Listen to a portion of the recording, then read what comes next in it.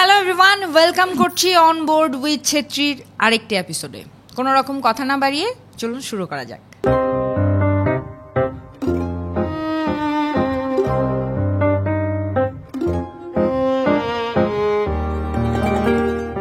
San Francisco উপসাগরের মাঝখানে একটি ছোট্ট দ্বীপ দাঁড়িয়ে আছে, যেন একটি একাকী প্রহরী। সবুজ প্রকৃতির ছোঁয়া যেখানে কম এবং ধূসর পাথর আর নিস্তব্ধতার এক অদ্ভুত মিশ্রণ এই দ্বীপটিকে ঘিরে রেখেছে। এর নাম হলো অ্যালক্যাট্রাস। বাইরে থেকে দেখলে মনে হতে পারে এটি একটি শান্ত নিরিবিলি জায়গা, কিন্তু বাস্তবতা অনেক বেশি অন্ধকারময়। এই দ্বীপটি ২০ শতকের সময়ে যুক্তরাষ্ট্রের সবচেয়ে কঠোর নিরাপত্তা বেষ্টিত কারাগার ছিল, যা পরিচিত ছিল দ্য রক নামে।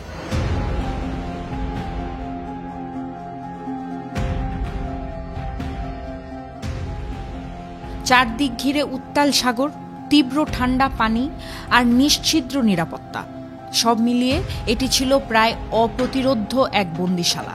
১৯০৯ সালে এখানে প্রথম কারাগারের স্থাপনা গড়ে ওঠে ও ১৯৩৪ সালে একটি পূর্ণাঙ্গ হাই সিকিউরিটি জেল হিসেবে চালু হয়। উদ্দেশ্য ছিল এমন এক কারাগার তৈরি করা যেখানে ঢোকার পর কেউ আর পালানোর পরিকল্পনাও করতে পারবে না।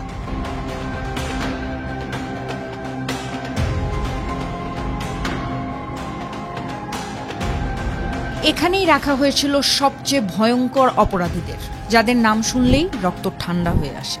সেই তালিকায় ছিল কুখ্যাত মাফিয়া নেতা আল ক্যাপন, বার্ডম্যান রবার্ট আর মেশিন গান কেলি সহ আরও অনেকে।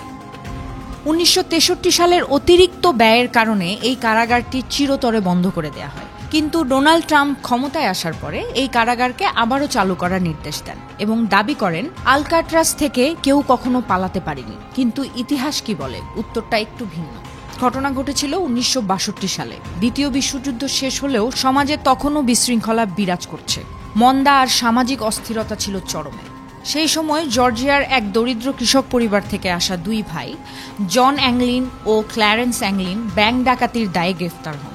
বারবার জেল থেকে পালানোর চেষ্টা করায় শেষমেশ তাদের পাঠানো হয় আলক্যাট্রাজে।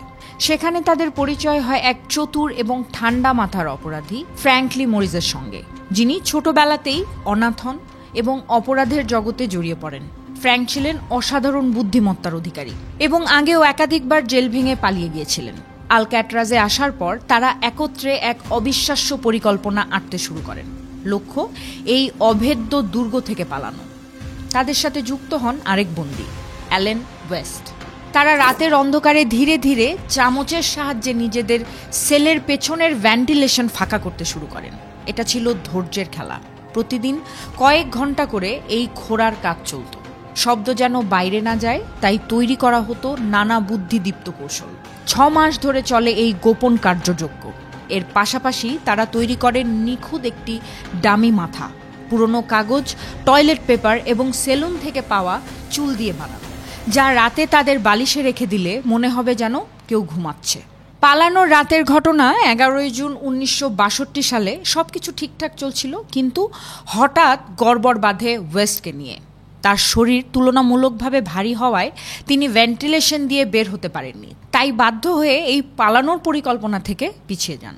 অন্যদিকে ফ্র্যাঙ্ক এবং অ্যাংলিন ব্রাদার্স সফলভাবে ছাদে ওঠে, তারপর কারাগারের পাইপ বেয়ে নিচে নামেন। সেখান থেকে পৌঁছান সমুদ্রের ধারে। তারা ৫০টিরও বেশি রেইনকোট দিয়ে তৈরি ভেলায় চেপে বসলেন। উদ্দেশ্য সমুদ্র পার হওয়া। পরদিন সকালবেলা প্রহরীরা রুটিন চেক আপে এসে অবাক হয়ে যান। ৩টি সেলে ৩জনই মনে হচ্ছিল ঘুমিয়ে আছেন, কিন্তু লাঠির খোঁচায় বেরিয়ে আসে ভুয়া মাথা আর পালানোর প্রমাণ। সঙ্গে সঙ্গে বাজে সাইরেন। শুরু হয় বিশাল তল্লাশি অভিযান। তবে তখন অনেক বেশি দেরি হয়ে গেছে।